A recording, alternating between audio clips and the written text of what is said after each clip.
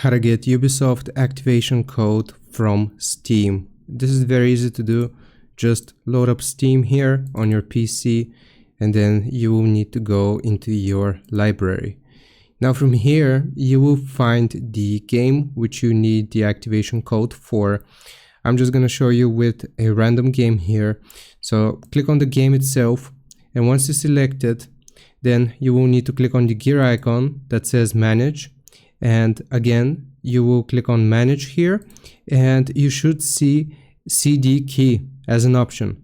Once you click on that option, you will need to copy the key which you got from this section, and afterwards you will load up Ubisoft Connect, and then once you have signed into your account, you will click on your profile name in the top left and then go into key activation, and you will type the key which we just got from Steam right here, and you will click on activate.